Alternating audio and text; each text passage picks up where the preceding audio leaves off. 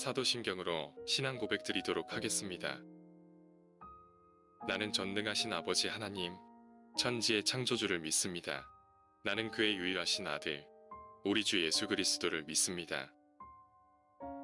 그는 성령으로 잉태되어 동정녀 마리아에게서 나시고 본디오 빌라도에게 고난을 받아 십자가에 못 박혀 죽으시고 장사된 지 사흘 만에 죽은 자 가운데서 다시 살아나셨으며 하늘에 오르시어 전능하신 아버지 하나님 우편에 앉아 계시다가 거기로부터 살아 있는 자와 죽은 자를 심판하러 오십니다. 나는 성령을 믿으며 거룩한 공교회와 성도의 교제와 죄를 용서받는 것과 몸의 부활과 영생을 믿습니다. 아멘. 하나님 감사합니다. 고등부 친구들이 주일 이 시간 하나님과의 약속을 잊지 않고 모이게 하시니 감사합니다. 지난 일주일 동안 주님의 말씀대로 살고자 했지만 알고도 짓고 모르고도 지은 죄들이 있습니다. 모두 용서해 주시고 오직 예수님만 의지하여 예배할 수 있도록 도와주세요. 수련의 두 번째 주입니다. 이 시간 찬양과 기도로 나아갈 때 우리의 마음의 문을 열어주셔서 중심으로 주님께 나아가게 도와주세요. 말씀 전하신 전도사님께 힘을 더하여 주셔서 준비된 말씀이 모두 선포되도록 도와주세요. 코로나로 인해 힘들어하는 친구들이 많습니다. 그 마음을 위로하여 주시고 지혜롭게 헤쳐나갈 수 있도록 도와주세요. 사랑합니다. 감사합니다. 예수님의 이름으로 기도합니다. 아멘.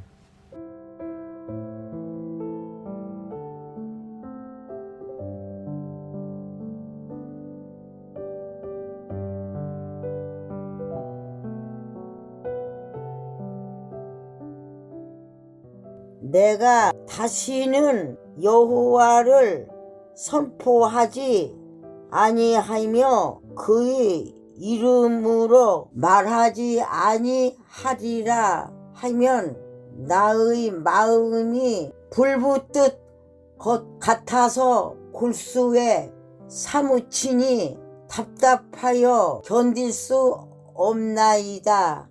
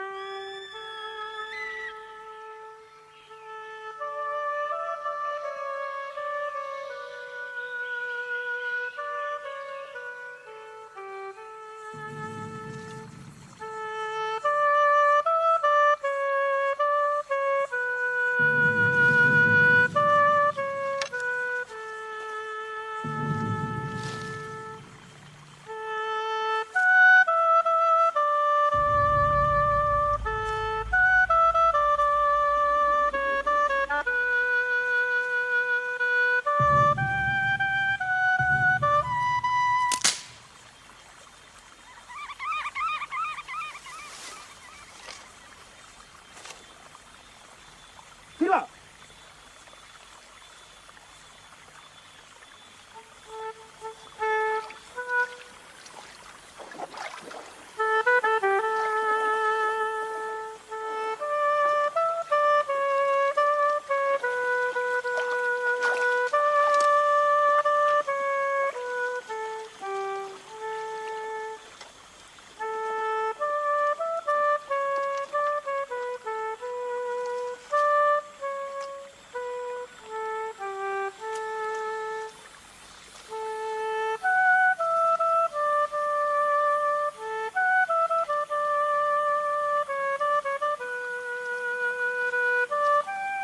지하다야 오세마. 지하다야 오세마. 아,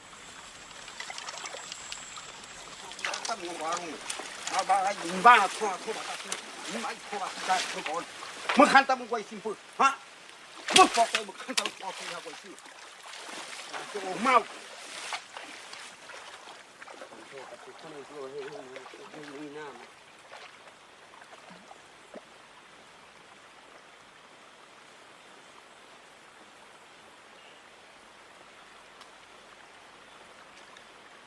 suruh dia ambil sisi orang tu balik.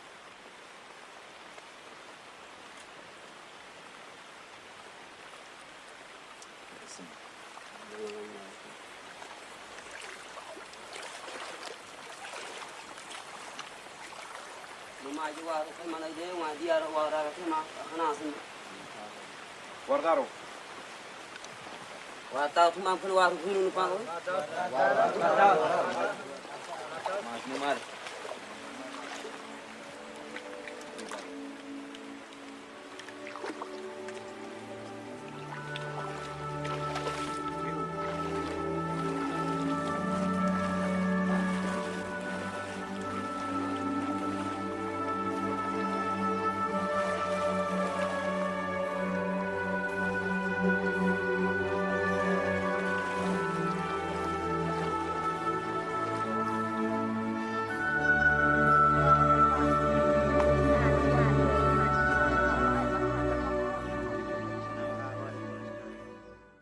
할렐루야.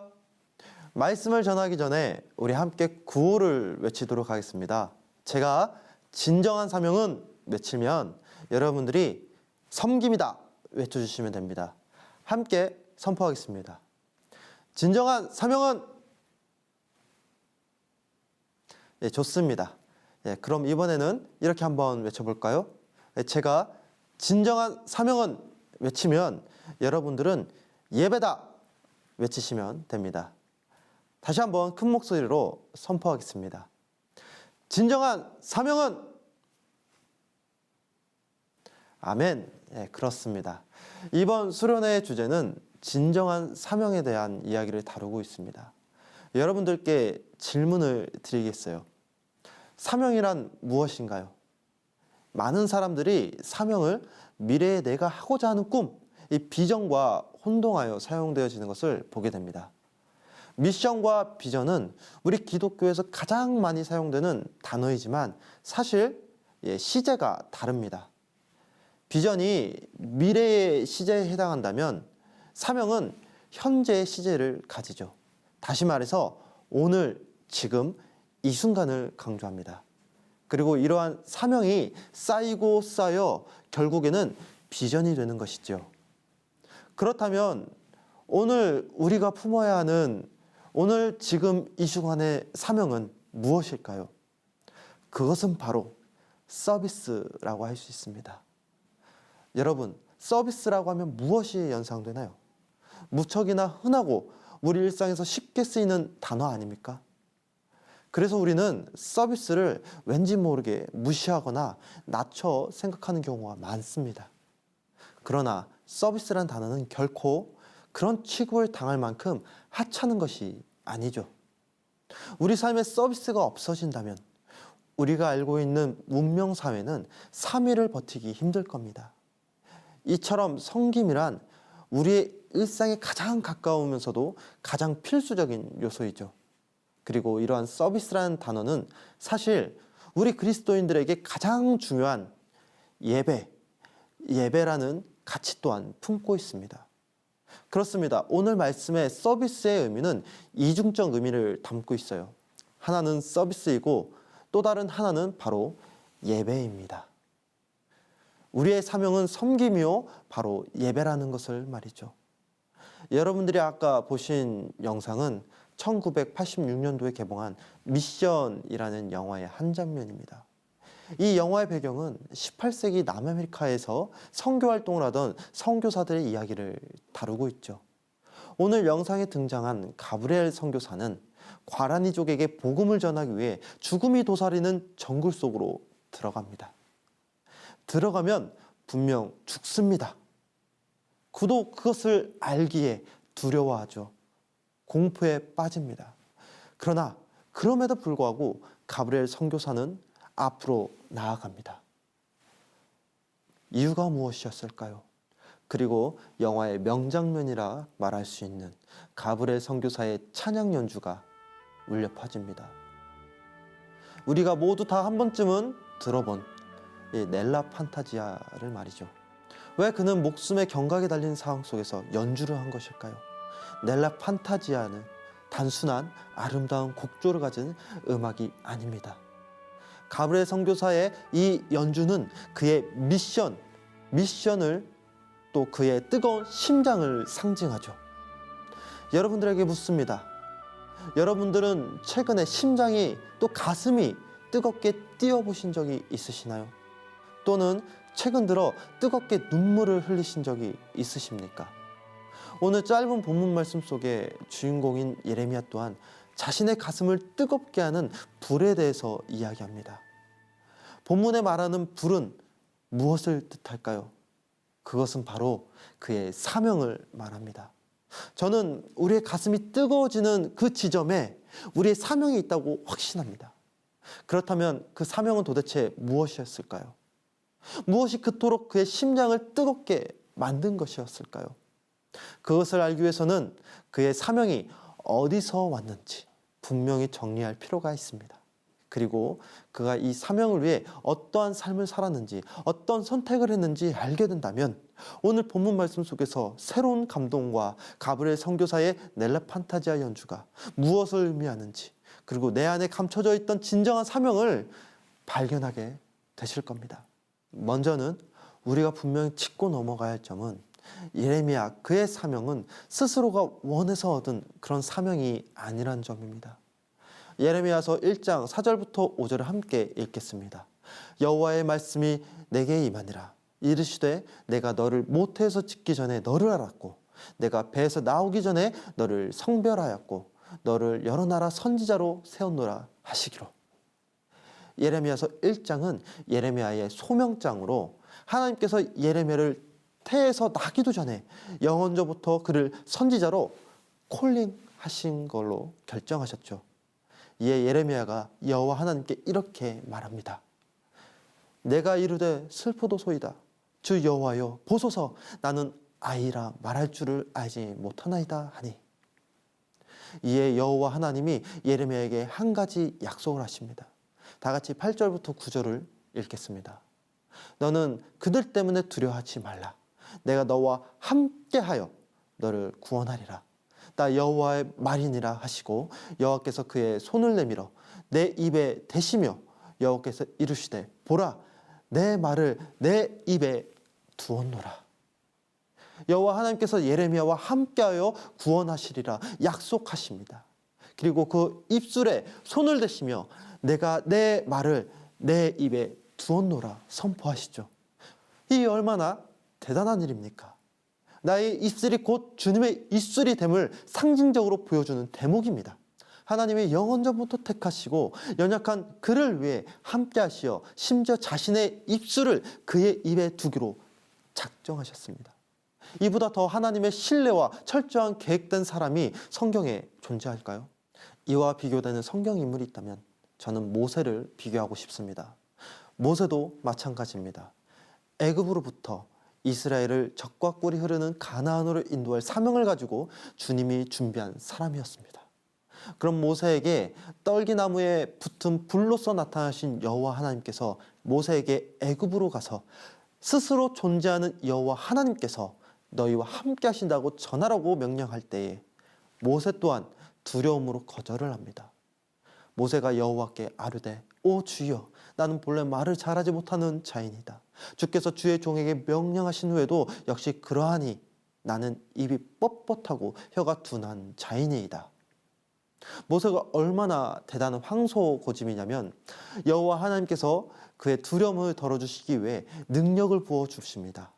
문둥병을 치료하는 능력, 지팡이를 뱀으로 만드는 능력, 심지어 나일강을 피로 덮을 능력을 주시겠다고 했는데도 그는 변명을 하죠. 자신이 말이 어눌하고 둔한 자로 자책하니 예레미야와 같이 모세와 함께 하겠다고 약속까지 하시죠. 그러나 끝내 안 가겠다고 버티는 모세에게 형 아론을 붙여줄 터이니 가라고 밀어붙여 끝내 그의 순종을 이끌어냅니다. 그리고 그런 모세를 통해서 무엇을 일으켰습니까? 그 유명한 출애굽 아닙니까? 모세는 이스라엘 백성들에게 유대인들에게 있어 율법의 아버지로 현재까지도 존경받고 불려지지 않나요? 반면 예레미야는 하나님께서 특별히 능력을 보여주시지도 않았지만 그러나 여호와 하나님께서 함께 하신다는 말씀 그 하나만으로 그는 순종했죠. 하나님의 말씀을 가서 전합니다. 이처럼 두 사람을 비교해봐도 예레미야가 모세보다도 더 신실한 믿음을 가진 사람임을 객관적으로 알 수 있죠. 그렇다면 반항한 모세에게도 이처럼 아름다운 결과와 수식어를 붙여주셨는데 순종한 예레미야는 얼마나 더 큰 상금으로 보답하실지 기대가 되지 않나요? 그러나 우리의 예상과 다르게 예레미야에게 붙은 수식어는 눈물의 선지자라는 타이틀 뿐이었습니다. 그는 일평생을 주님의 말씀을 전하면서 눈물을 흘려야 했습니다. 당시 이스라엘은 이방 민족의 우상에게 자기 자식마저도 제물로 바치며 음란과 쾌락에 젖어 철저히 하나님을 잊어버린 그런 상태였죠. 그런 상황 가운데 예레미야는 외칩니다. 내가 그것들을 뽑고 파괴하며 파멸하고 넘어뜨리며 우리가 우리의 죄로 말미암아 하나님의 진노를 받고 마침내 심판을 받을 것을 선포합니다. 그러니 회개하여 다시금 여호와 하나님께로 돌아가야 한다고 전하죠. 하지만 사람들은 그런 예레미야를 핍박합니다. 멸시하죠. 그러나 단순히 핍박만을 했다면 괜찮았을 겁니다. 전하는 자의 입장에서 가장 괴로운 것은 그들이 듣는 귀를 닫고 멸망의 길을 걸어가는 것을 무력하게 지켜보는 것이 가장 괴롭다는 것을 저는 사역을 하면서 깨달았죠. 예레미야도 마찬가지입니다. 그를 괴롭게 한 것은 모진 핍박과 멸시가 아닌 듣는 이 없이 홀로 전하는 그 외로움에 있었습니다. 그리고 결국엔 이스라엘은 바벨론에게 멸망당하고 한때 찬란한 영광을 간직했던 솔로몬 성전마저도 무너지는 것을 그의 두 눈으로 똑똑히 지켜봐야 했죠. 하염없이 그 성전이 무너지는 것을 지켜보며 눈물을 흘린 것입니다. 분명 하나님께서는 예레미야와 함께 하시겠다고 그의 입술에 당신의 말을 두었노라고 약속하셨지만 예레미야의 삶 속에는 열매 하나 없이 모멸과 핍박 속에서 흘린 눈물만이 남았습니다. 주님께서 예레미야를 포기하신 것일까요? 예레미야에게 거짓을 고하신 것일까요? 그런데 놀랍게도 예레미야는 그럼에도 불구하고 전한다라는 것입니다. 무엇을 전합니까? 내가 그것들을 뽑고 파괴하며 파멸하고 넘어뜨리며 건설하고 심게 하였느니라. 비록 무너지고 넘어뜨릴지라도 그 속에서 주님께서 다시금 건설하고 심는다고 하십니다. 무엇을 심으십니까? 바로 이스라엘의 회복을 약속하시죠. 그렇습니다. 예레미야는 주님께서 심으신 회복을 소망하며 핍박과 멸시 가운데서도 그가 눈물 가운데서도 주님께 다시금 건설하시고 심으신 우리의 희망을 전했습니다. 이것이 바로 그의 사명이며 우리의 사명입니다. 오늘날 저는 이 예레미야의 사명으로 하루하루를 살아갑니다. 오늘날 저와 같은 MZ세대들을 가리켜 꿈과 희망이 없는 세대들이라고 말합니다. 최초로 기성세대보다 경제적으로 궁핍하게 살게 될 세대, 결혼과 취업을 포기한 세대, 꿈을 포기한 세대, 점점 하나씩 포기만 하는 그런 M4세대. 기성세대들은 묻습니다. 왜 모든 것을 자포자기하며 살아가느냐? 무엇이든 해봐야 되는 것이 아니냐? 이에 다음 세대들의 답변이 너무나도 가슴이 아픕니다. 희망을 포기하면 편해집니다. 희망을 가지는 순간 괴로워지는 것은 내 자신입니다. 이러한 시대 가운데 그리스도인으로 살아가는 다음 세대들도 예외가 아닙니다. 많은 이들이 교회를 떠나고 있습니다. 왜일까요? 오늘날 한국교회가 다음 세대들에게 비전을 제시하지 못하기 때문 아닐까요? 근래 들어 10대 시절 함께했던 교회 동무들하고 연락을 자주 합니다. 그런데 연락의 대부분 내용은 매너리즘에 빠진 신앙생활에 대한 자책감이 대부분이었죠. 그러다 보니 10대 시절의 향수를 많이들 그리워합니다. 지금보다도 풍족하거나 나은 것은 없었고 무료하고 답답한 삶의 연속이었지만 그럼에도 그 시절에 특별히 다른 점이 하나 있었다면 그것은 바로 소명이었죠. 언제 올지 모르는 20대를 꿈꾸며 하나님의 귀한 쓰임을 받을 것이라는 소망, 하나님께서 나를 통하여 많은 영혼들을 주님께로 인도하는 뜨겁고 보람찬 삶을 계획하고 계신다는 그 믿음, 그렇기에 그 누구보다도 열심히 신앙생활을 했고 뜨겁게 찬양과 기도를 했던 그 시절의 열정. 그러나 20대를 보내고 30대를 접어들면서 현실에 안주하는 내 자신을 보게 됩니다. 함께 10대 시절을 보냈던 동기들 또한 그저 똑같은 삶의 반복 속에서 나라는 존재가 이 거대한 사회 속에서 얼마나 작은 존재인지를 깨닫게 되었죠. 마치 기계의 부품 같은 나의 삶의 현장을 보며 정말 보잘것없고 무력한 존재라는 사실을 깨닫게 됩니다. 삶의 의욕도 은혜의 기쁨마저 잃은 채 무엇을 위해 살아가야 하는지 방향을 잃어버린 돛담배처럼 망망대해에 떠있는 다음 세대를 보며 마치 주님께서 함께 하시지 않는 듯한 외로움과 두려움이 우리 삶을 짓누르지 않았습니까? 그런데 아이러니하게도요, 정말 아이러니하게도요, 나를 짓누르는 이 두려움으로 인하여 나의 모든 것을 다 포기하는 순간, 하나하나 내려놓고 나의 것을 포기하는 순간 비로소 발견할 수 있는 하나가 있었습니다.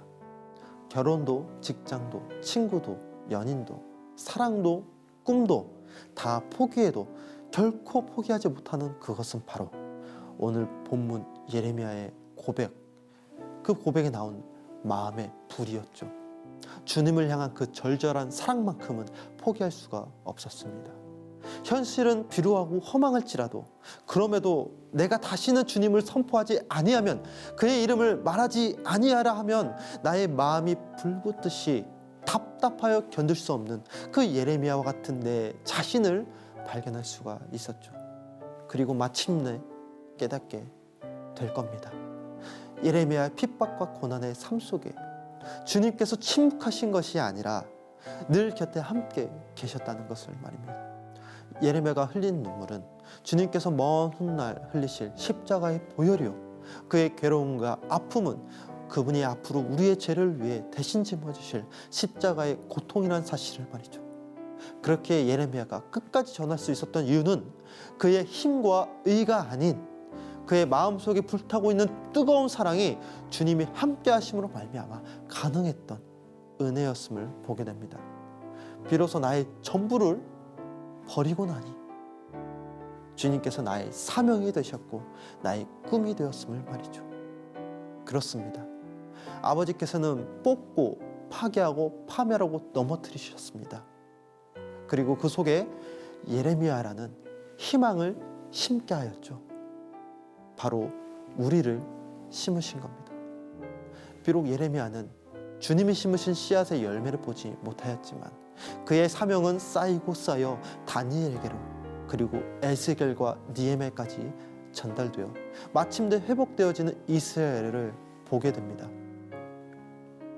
사랑하는 복도에게 고동부 여러분, 모두 앉은 자리에서 한번 일어나 봅시다. 한번 일어나 봅시다. 다시금 여러분들에게 강조합니다. 사명은 현재 시제입니다. 현재 쌓이고 쌓여, 그 현재가 쌓이고 쌓여 우리의 비전이 되듯이 우리의 진정한 사명은 오직 섬김의 예배입니다. 우리의 예배가 쌓이다 보면 언젠간 우리의 비전인 예수 그리스도께로 나아가게 될 것을 믿습니다. 그러니 여러분, 우리의 힘이 아닌 나의 심장을 뜨겁게 만드는 그분의 사랑으로 찬양하며 나아갑시다. 예레미야의 사명이 우리의 사명이 되어 주님만이 나의 꿈이 되길 소망합니다. 우리 함께 찬양하겠습니다.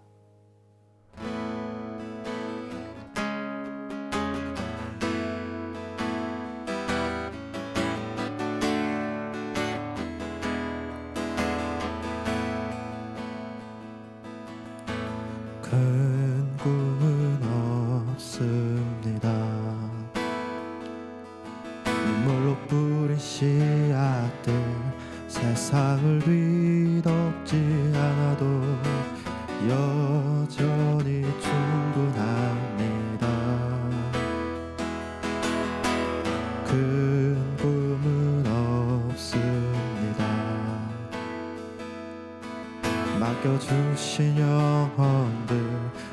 자녀들을 사랑하고 섬기며 그것만으로 난 충분합니다.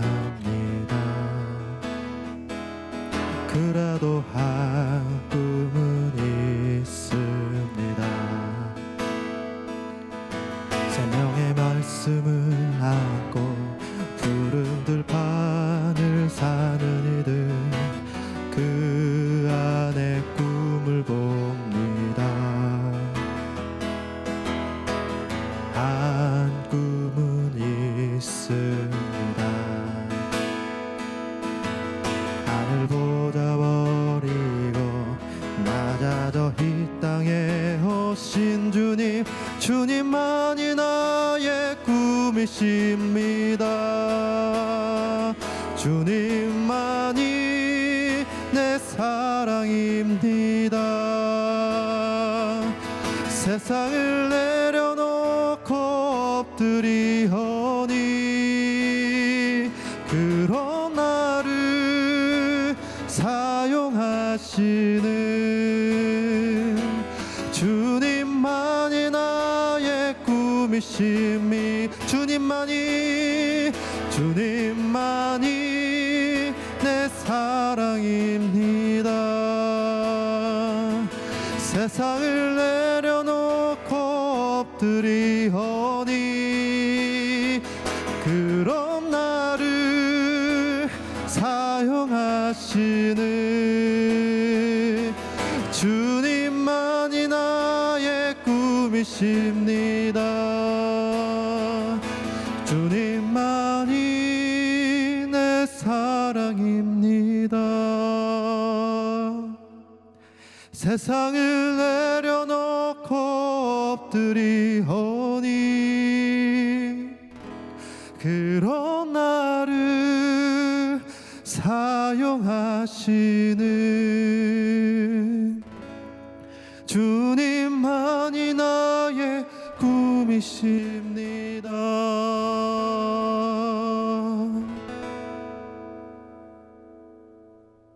기도하겠습니다. 하나님 감사합니다. 이 시간 수련을 잘 마치게 해주심에 감사드립니다. 우리 사랑하는 복되게 고등부 친구들이 세상의 어떤 어려움과 힘든 가운데서도 주님의 사랑을 포기하지 않게 해주시옵소서. 오늘 예레미야가 보고 느꼈던 그 모든 고백들이 우리 신앙의 우리 아이들의 마음에 담길 원합니다. 내가 주님을 이름을 부르지 아니하면, 선포하지 아니하면 내 안에 있는 불이 내 가슴을 답답하게 하여 내 심장을 뜨겁게 하여 주님을 전하지 아니하고서는 답답해 견딜 수 없게 하였다는 그 말씀처럼 우리가 주님의 말씀을 전하지 아니하고서는 우리의 가슴이 답답하여, 그 뜨거운 사랑이 답답하여 주님을 전하지 않고서는 멈출 수 없는 그 열정을 우리에게 부어 주시옵소서. 우리의 모든 것을 포기할지라도 주님을 향한 이 사랑만큼은, 뜨거운 심장만큼은 포기하지 않게 하여 주시옵고 주님께서 우리의 꿈이 되게 하여 주시옵소서. 언제나 주님이 함께함을 믿사오며 이 모든 기도 예수 그리스도의 이름으로 기도드리옵나이다. 아멘.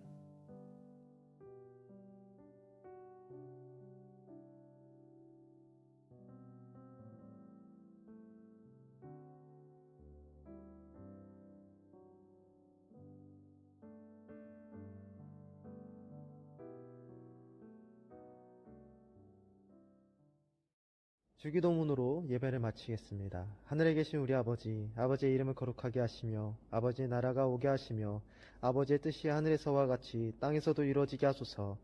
오늘 우리에게 일용할 양식을 주시고 우리가 우리에게 잘못한 사람을 용서해 준 것 같이 우리 죄를 용서하여 주시고 우리를 시험에 빠지지 않게 하시고 악에서 구하소서. 나라와 권능과 영광이 영원히 아버지의 것입니다. 아멘.